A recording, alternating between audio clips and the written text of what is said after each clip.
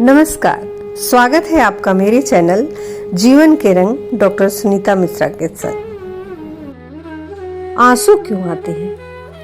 कभी भावना की, कभी क्रोध की, कभी गुस्से की, कभी खुशी की, कभी अतिभावुकता की। अभी हाल ही में हम सब ने देखा, जब अयोध्या में श्री राम भगवान की मूर्ति की प्राण प्रतिष्ठा हो रही थी तो पूरे दुनिया से करोड़ों लोग रो पड़े। यह दिल से निकली भावना के आंसू थे।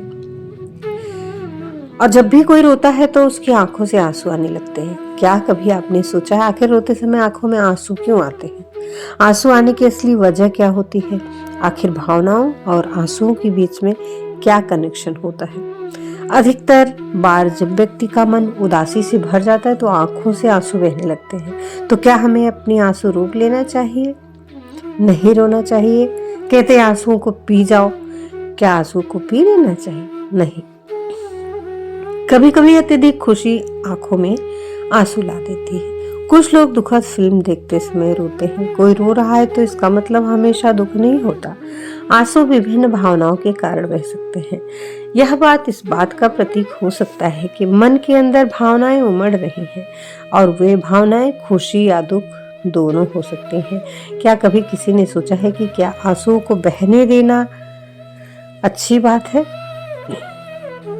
कुछ लोग अपनी भावनाओं को व्यक्त करना पसंद नहीं करते, जबकि शोध यह बताते हैं कि जो लोग अपनी भावनाओं को दबाते हैं और रोने से इनकार करते हैं या आंसुओं को पी जाते हैं तो हमारे शारीरिक और मानसिक स्वास्थ्य के लिए अच्छा नहीं है। रो देने से आंसुओं के साथ सब कुछ बह जाता है, चाहे वह दुख हो, चाहे वह भावनाएं हो, चाहे वह क्रोध हो।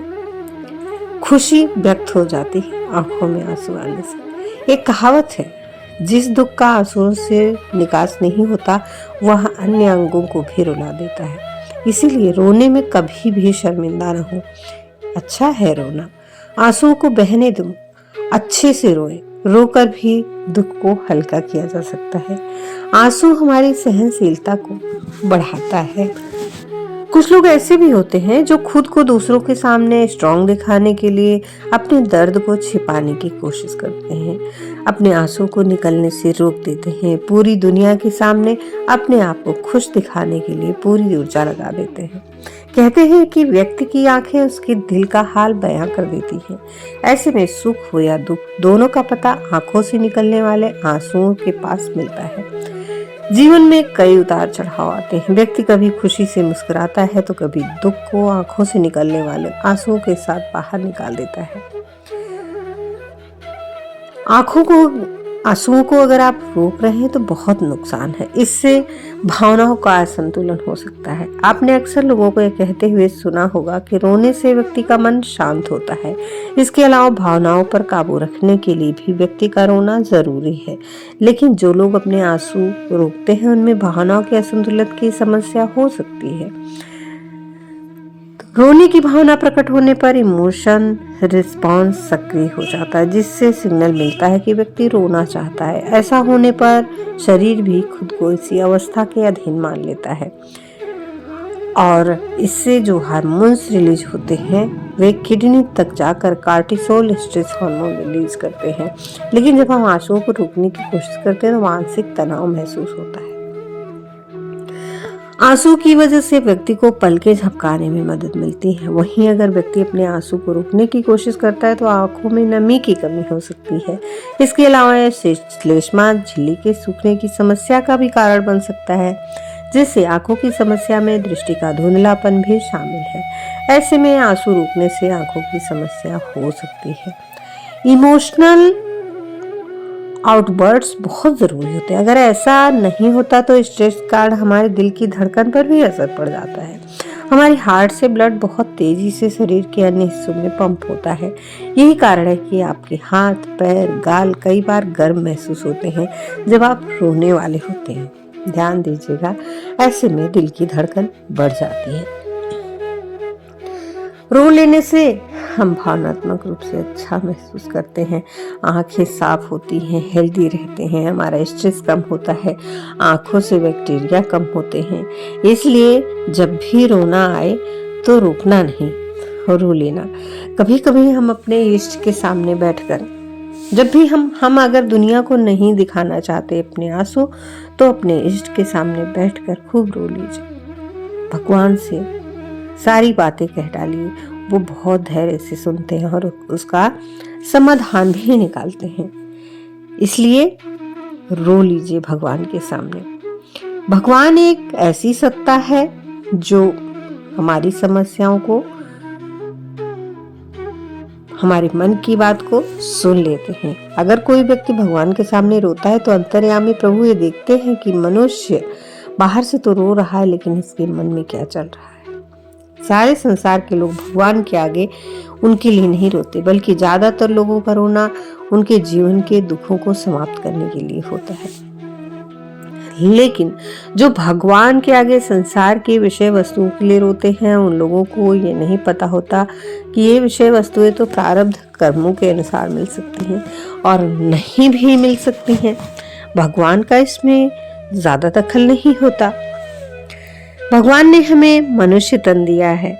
ईश्वर को प्राप्त करने के लिए जो मनुष्य उनके लिए उनके प्रतिमा के आगे या मन से पुकार करके भी रोता है, तो भगवान उस व्यक्ति को अपने तक पहुंचने का रास्ता दिखाते हैं, उसकी समस्या का समाधान होने का रास्ता दिखाते हैं।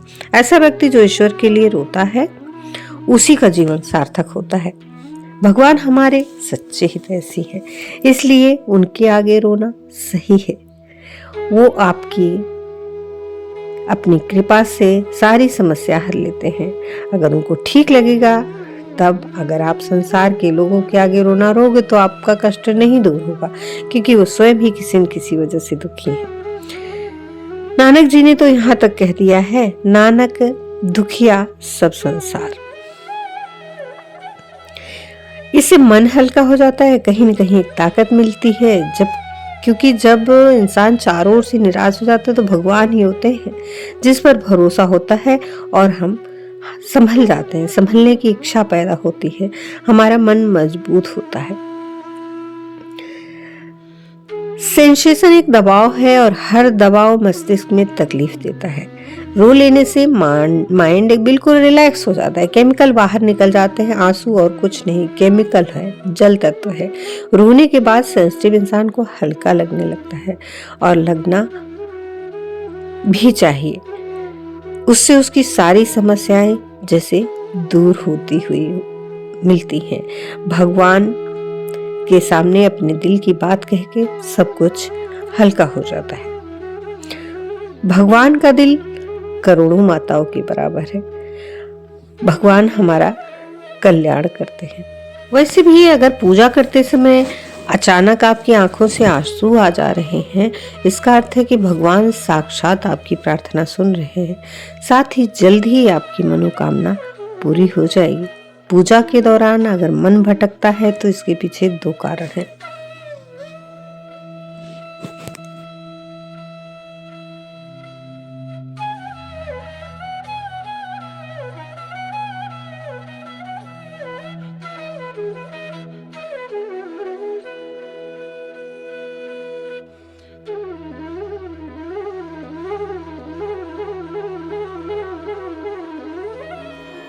अगर आप जीवन के रंग पर नए हैं तो प्लीज़ चैनल को सब्सक्राइब करें और साथ ही बेल आइकन प्रेस कर दें, जिससे आने वाली वीडियो की नोटिफिकेशन मिलती रहे। और वीडियो को अंत तक ज़रूर देखा करें और अपने दोस्तों मित्रों रिश्तेदारों को शेयर करें और अपने बहुमूल्य सुझाव कमेंट बॉक्स में अवश्य दें। धन्यवाद। नमस्कार।